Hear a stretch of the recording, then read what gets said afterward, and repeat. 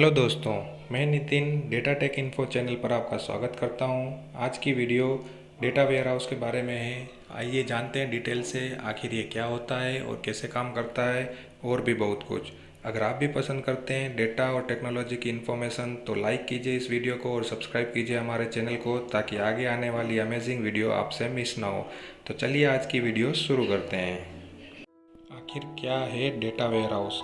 Data warehouse data centre की तरह ही data का स्टोरेज करने की एक जगह है जिसमें किसी व्यापार का पुराना मगर वो बेशकीमती डेटा रखा जाता है जो किसी व्यापार को भविष्य में आगे ले जाने में बहुत ही मददगार साबित होता है। आइए जानते हैं डेटा वेयरहाउस की शुरुआत कब और किन परिस्थितियों में हुई। सेकंड वर्ल्ड वॉर से 1960 के बीच जब दुनिया का लगभग सारा व्यापार अपने शून्य पर था, या यूँ कहें कि अधिकतर व्यापार बर्बाद हो चुका था, तब न तो कोई जादू की छड़ी थी और न ही कोई पुराना डेटा जिससे ये पता लगाया जा सके कि दुनिया में कब और किस चीज़ की कितनी मात्रा में आवश्यकता है जिससे कि उसका उत्पादन उसी अनुपात में किया जा सके।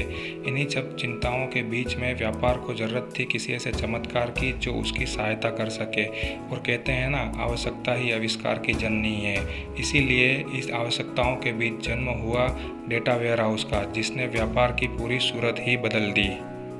आइए इसे परिभाषा से समझने की कोशिश करते हैं। Data warehouse is a collection of a past data which is used for future decision. भविष्य में लिए जाने वाले निर्णय के लिए जिस डेटा का कलेक्शन किया जाता है और उसे प्रोसेस करके डिसीजन में सहायता ली जाती है, उसे ही डेटा वेयरहाउस कहते हैं। इसमें कोई फिजिकल वेयरहाउस नहीं होता है। जिस जगह उस पुराने डेटा को रखा जाता है और एनालाइज किया जाता है उसे ही डेटा वेयरहाउस कहते हैं। इसका एग्जांपल ले लेते हैं तो ओल्ड डेटा का एनालिटिक्स यूज़ किया जाता है फ्यूचर बिजनेस को इंक्रीज करने में। आइए जानते हैं कैसे डेटा वेयरहाउस बिजनेस की ग्रोथ को इंक्रीज करने में सहायता करते हैं। डेटा वेयरहाउस में 3 स्टेप होती है।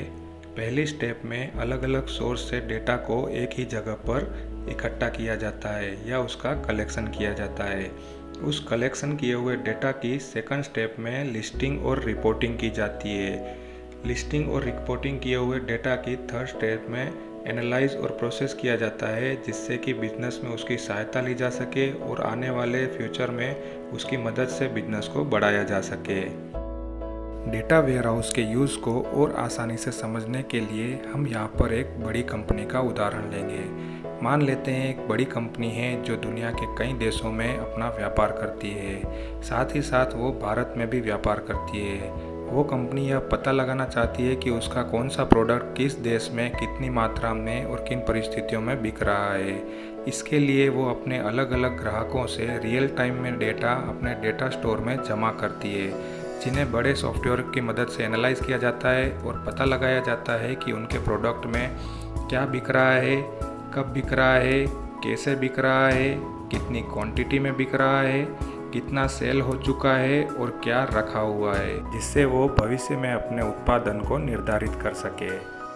मान लेते हैं कंपनी का प्रोडक्शन मैनेजर यह जानना चाहता है कि अगले महीने शुरू होने वाली प्रोडक्शन में किस चीज़ को प्राथमिकता दी जाए। इसके लिए वो डेटा वेयरहाउस से जुड़े हुए कर्मचारी को फ़ोन करता है और पूछता है कि किस चीज़ के लिए प्रोडक्शन में प्रायोरिटी दी जाए। डेटा वेयरहाउस से जुड़ा कर्मचारी डेटा को एनालाइज करके उन्हें तुरंत ही बता देगा कि अगले महीने शुरू होने वाली चीज़ में इस चीज़ की मात्रा इतनी क्वांटिटी में रखने पर हमें सफिशिएंट होगा। दोस्तों, किसी भी डेटा वेयरहाउस में डेटा को 2 तरह से स्टोर किया जाता है। पहला है ऑपरेशनल डेटा, जो कंपनी के ऑपरेशन से जुड़े कार्यों में मदद करता है, और दूसरा है स्ट्रेटेजिक डेटा, जो कंपनी की आने वाली भविष्य में हुई स्ट्रेटजी में मददगार साबित होता है। ऑपरेशनल डेटा रियलिस्टिक होता है और स्ट्रेटेजिक डेटा फ्यूचरिस्टिक होता है। ऑपरेशनल डेटा रियलिस्टिक होने के कारण इसकी डेली नीड्स में आवश्यकता होती है और स्ट्रेटेजिक डेटा फ्यूचरिस्टिक होने के कारण भविष्य में इसकी ज़रूरत होती है। ऑपरेशनल डेटा को उदाहरण से समझें तो जैसे स्टॉक हो गया या आज की या शेड्यूल डिलीवरी हो गई।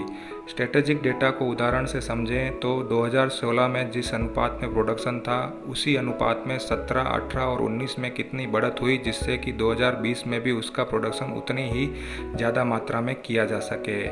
और अच्छे से समझने के लिए एक कार कंपनी का हम यहाँ पर एग्जाम्पल लेते हैं। मान लेते हैं कार कंपनी यह जानना चाहती है कि उसका कौन सा मॉडल सबसे ज़्यादा बिक रहा है।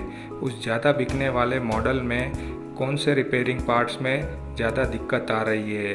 फीडबैक को एनालाइज करके वो ये पता लगा सकते हैं कि उस पार्ट्स को बदला जाए या उसमें क्या अपडेशन किया जाए, जिससे कि भविष्य में आने वाली कारों में कोई दिक्कत ना हो।